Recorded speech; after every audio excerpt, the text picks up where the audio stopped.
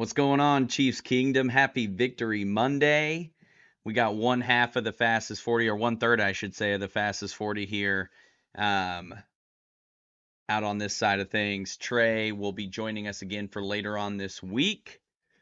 So, really just going to dig into the Chargers game for you guys today. The biggest takeaway for me, not as happy of a victory Monday as I think it could have been, right?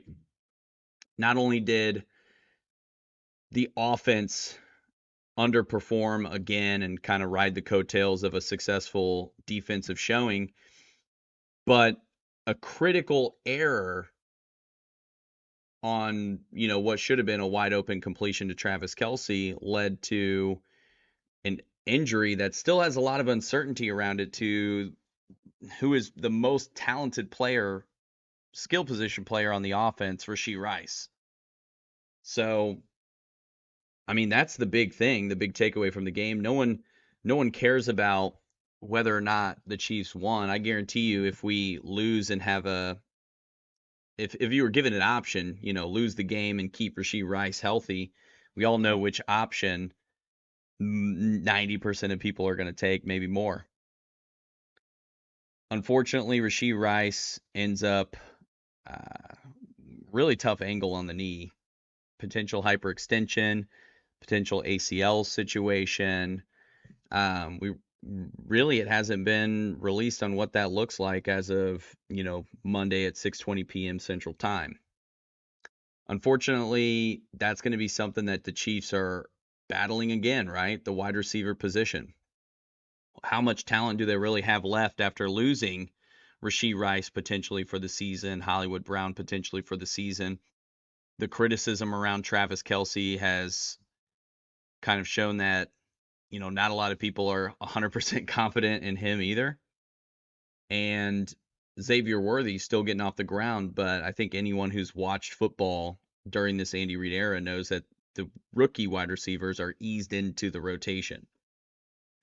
So really that just leaves guys that have been a part of the offense the last couple of years. Juju Smith-Schuster brought back luckily, but McCole Hardman, right? Sky Moore, guys that just were consistently unreliable during the regular season. Obviously, those guys had moments during the postseason and within the Super Bowl games themselves, but just not a lot of confidence in this group. You couple that with the fact that Isaiah Pacheco is likely out for the year as well, or at least the regular season, and you just have a huge question mark about whether or not this offense can remain competent or even get to any level of competency, because we really haven't seen anything consistent up to this point from Kansas City. Unfortunately, Rashee Rice, I've seen anything on the speculation range from, hyperextension to PCL to potential ACL tear. But I think there's a glimmer of hope in not knowing the news. In most situations, you talk about whether it's a star player or the 53rd man on the roster. If there's speculation about an ACL tear, they go in and get an MRI the next day, you're getting results reported by end of business that Monday, right? If it happens Monday, Tuesday, sure. The fact that they're still conducting tests, they're unsure of what's going on with his injury, I think that can give most Chiefs fans at least some sort of a silver lining. Now, in the media availability for anyone that has that type of knowledge from the team, they're saying it's a serious injury, right? It's going to be something that's going to keep him out for an extended period of time.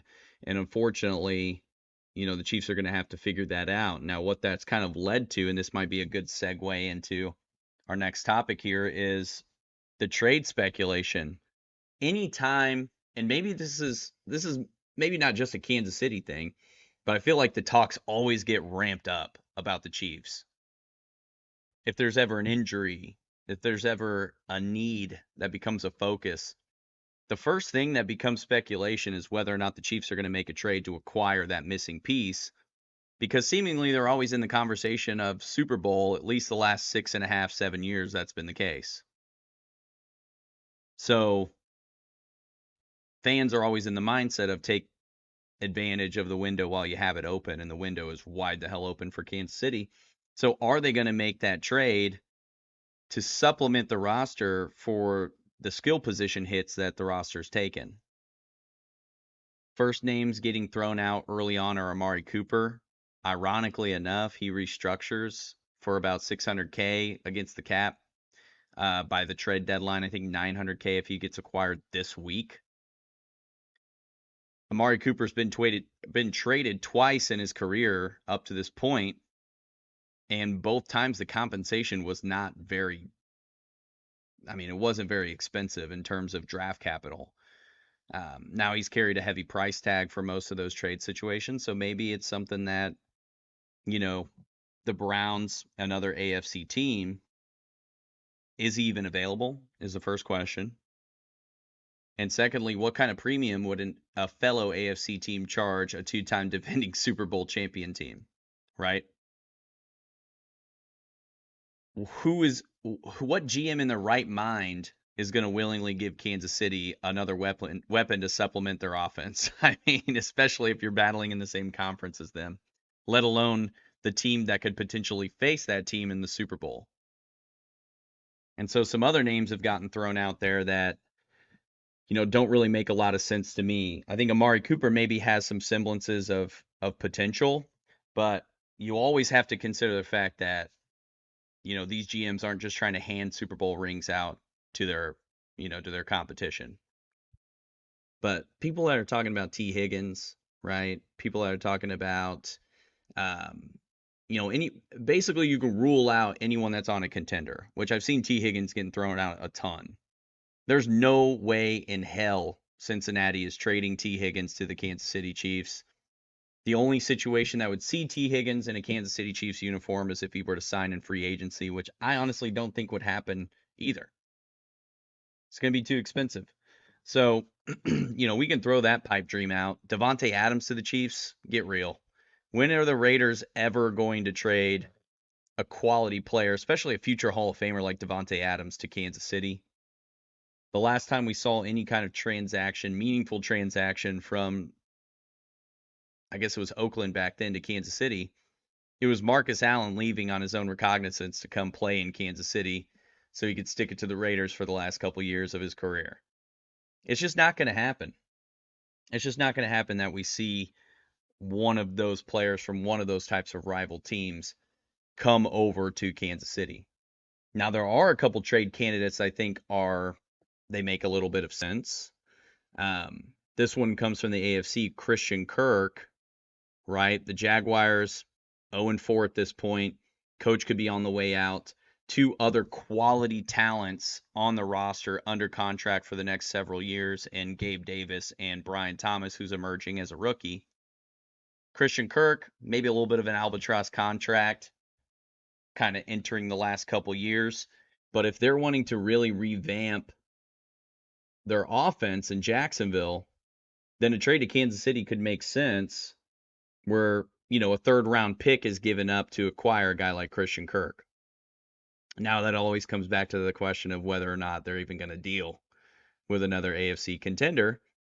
But with the context around the situation, I think it could make some sense. Now, another one I'm looking at is maybe Tyler Boyd out in Tennessee. Similar situation, right? 0-4 team. In a rebuilding phase. They have kind of a plethora of talent in wide receiver. They just don't have a quarterback that can get them a ball right now. DeAndre Hopkins, Calvin Ridley being the other two key receivers on that team, which DeAndre Hopkins, another name that's getting tossed around. A little bit older, still got it though. He's put up a couple solid weeks this year. Guy that's been rumored to Kansas City, actually. So with D-Hop being a potential trade candidate out there too, just those two guys on Tennessee, Tyler Boyd, I think, is going to be on the cheaper side from a draft compensation perspective. And I think he would be enough to move the needle for Kansas City. So in terms of that trade speculation, do I think that a move is going to happen before the trade deadline? I mean, I'd put it at 60-40 in favor of it not happening before the deadline. In the next couple of weeks, slim chance. Snowball's chance in hell is where I would put that. I saw what the Chiefs did with the wide receiver room last season, and the fact that the Chiefs have a proof source that they can still go out and win a Super Bowl with the guys that were on the roster last year, they're not going to rush into anything, right? Brett Veach is not going to rush into anything unless a deal comes to him that's just too good to pass up. So the fact that they would actively seek out these potential trade situations this early in the evaluation process of Rashee Rice's injury, next week or 2 weeks, I would be shocked, truly. So the trade rumors are just what they are right now. They're rumors. And we'll see what Veach and company decides to do in Kansas City for that offense. But I would just be shocked to see any kind of move. Now, as a fan, of course I want them to make a trade. Of course I want them to go out and get a guy and make some kind of big splash move, something that would be exciting as a fan to supplement the expectation I think that was set for this offense coming in. You're expecting to throw to three bona fide starters in Hollywood Brown, Rashee Rice, and Travis Kelce, not to mention all of the promise that kind of filled in behind them. And now we're in a situation where it's totally flipped. We got a 180 where it's like, can we get the most out of the guys that we have on the roster now? It's kind of the question that the front office is asking themselves. So that's going to be something to watch. Do I think it's going to happen anytime soon? No. Let's talk Chargers. Not the best game. Not the best showing from the Kansas City Chiefs. You get a win. Even in the wins, you got to be a little bit. I mean, these guys are if they're going to be critical of themselves, I think we can be critical of them here on the show. So, player of the game, I'm going to give flowers to Chris Jones, man. That defense kicked ass on Sunday. They gave up 10 points early to Justin Herbert, which is basically Justin Herbert and the Chargers, basically a death sentence for any team that scores 10 against the Kansas City Chiefs. Patrick Mahomes 12-0 in games where he is down by 10 points exactly at any point in time. They spearheaded such a change in what you were expecting the entire game to be based on those first couple drives. And it all started with the pressure up front. So player of the game, that shout out goes out to Chris Jones. 2 sacks in that game. I mean, the guy put up some numbers and I mean, he just seems to be ageless at this point. Entering, I mean, he's knocking on 31, I think. So at this rate, defensive tackle, I can't name of one that's more versatile than what Chris Jones brings to the field. And I mean, he made Justin Herbert's life hell. That enough to go on the bench and slam his helmet in, which has produced a pretty nice video of QB montages. Out of 4 games this year, 3 of the quarterbacks have slammed their helmet into a bench or onto the sideline. Joe Burrow, Lamar Jackson, and Justin Herbert, guys that are consistently beat by Patrick Mahomes and the Chiefs. So you love to see it. You absolutely love to see it as a fan. An honorable mention for play of the game, Kareem Hunt. What a stud. He still got it. He came out 14 carries for 69 yards. That's good for just a shade over 5 yards a carry. Incredible seeing him come out there on just a 10 days notice basically and perform well. Carson Steele comes right out of the gate, fumbles the damn ball again, his second in just 30 some odd carries, and Kareem Hunt came in and said, "Let me show you how it's done, young buck."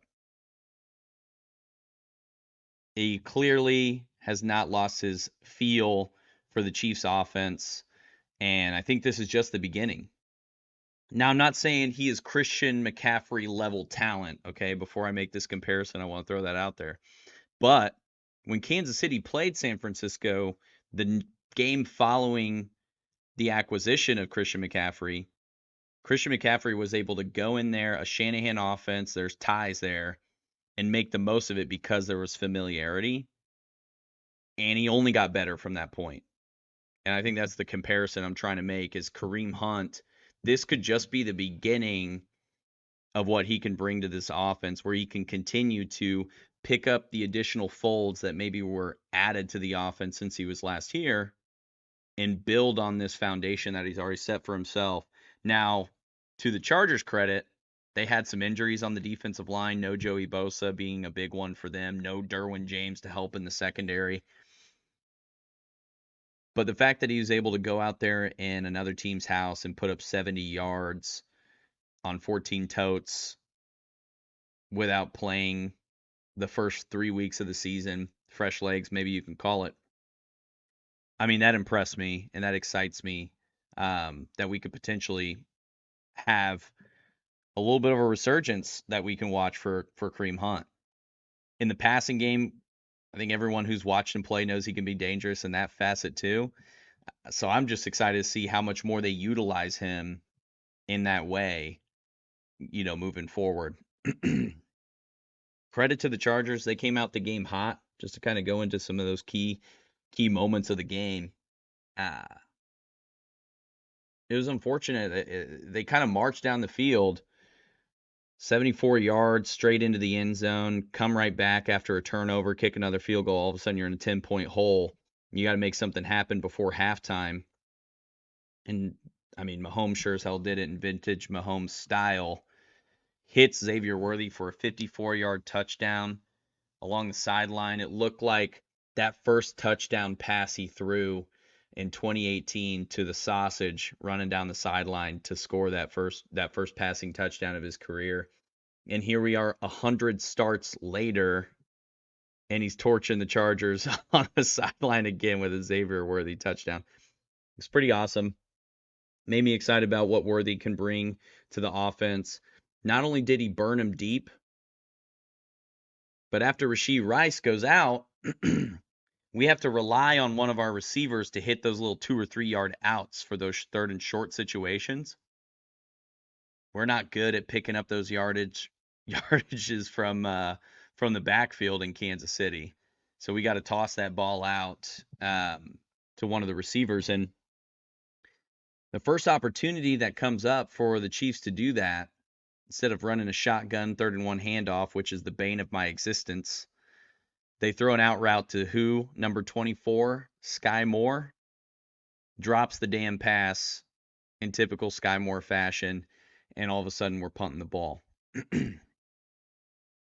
Fast forward to a little bit later in the game, Xavier Worthy runs that route, catches the ball, burns the guy off the line, and we convert for the first down.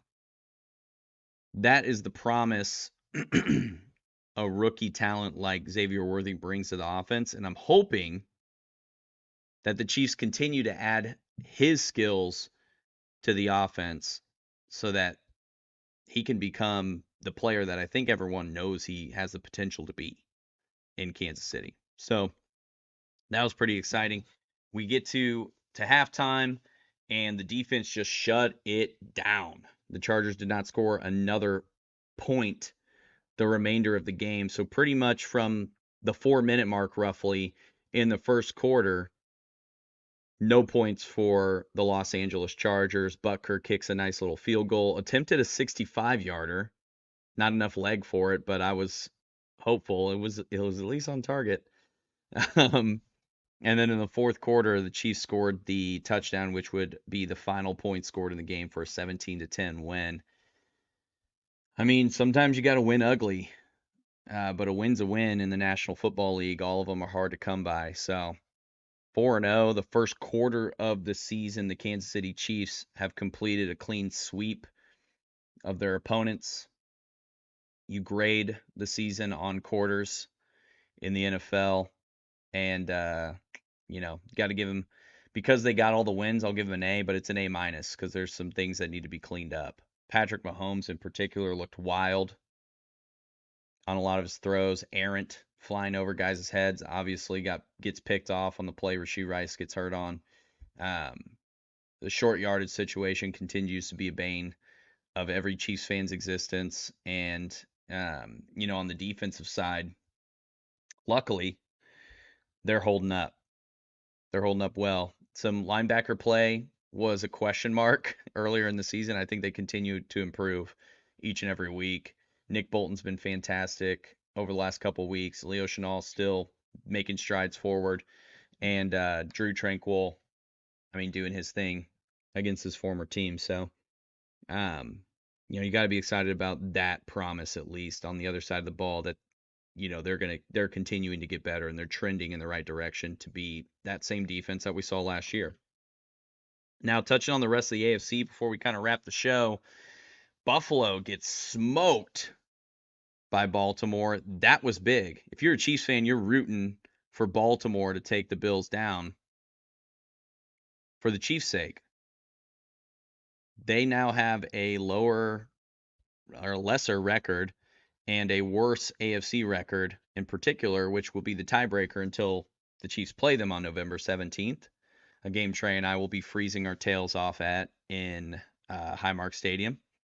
But no, that was big. That was big for Kansas City and their one seed hopes. The last remaining AFC undefeated is your Kansas City Chiefs. Throughout the rest of the AFC, Jaguars, I think pretty much you can say no longer a contender with what's going on over there. Houston rolls them at the end there. The Steelers fell to the Colts, dropping them to 3-1. That was big. The Broncos took care of business against the Jets, a team I think people were high on kind of coming into this thing. And of course, the Chiefs take down the Chargers to bring them to 2-2. Things in the AFC are looking good for Kansas City right now. Bengals barely squeak a win out against the Carolina Panthers, led by 36-year-old Andy Dalton. I think you got to be excited about the AFC and the potential for this team to move through the playoffs. Of course, you need things on the offensive side of the ball to balance out discipline issues. Just to harp on that again, discipline issues from that offensive line, not great. Jawan Taylor, Trey Smith, both of them were penalized in that game. Those kind of mistakes will get you. It doesn't matter how good of a team you're bringing into the postseason. I know we're talking postseason on September 30th here, but there's a leg up for this team. And I think the question is, not about if they're going to win the division, not about if they're going to get into the playoffs, but whether or not they're going to reach the Super Bowl. I think that's the standard for the Chiefs this year and any year Mahomes is under center. So that's one of those things that, looking at the rest of the AFC, you got to feel pretty good about, because for as many flaws as the Chiefs have had, you can count out just as many for any of your favorite contenders in the AFC, whether it's Buffalo, Baltimore, New York, Houston. All of the other teams are dealing with their own early season struggles. The only difference, the Chiefs are undefeated. They're not. Chiefs are sitting at the top of the AFC and have the rest of the season in their sights, regardless of who's going to be on that field. The Chiefs are fielding a contending roster. So just a couple things to be excited about, a couple things to look for. I'm hopeful the Chiefs are going to make some trades, make some moves. Doubt it. But, we're on to New Orleans. The Chiefs are going to host them for Monday Night Football. Trey and I will be back later this week to talk through that game, a game that is turning up. We all love it when Derek Carr is in Arrowhead Stadium, so that's going to be a lot of fun to chirp him from Section 308. Appreciate y'all listening to the show. Make sure you follow at the fastest_40 on IG, X, and we have a Facebook page as well if that's your thing. Apple Podcasts, Spotify, YouTube on the Odyssey Sports channel if you want to catch us on video. Thank you, everybody, for listening. Go Chiefs. Happy Victory Monday, and we'll see you on Red Friday.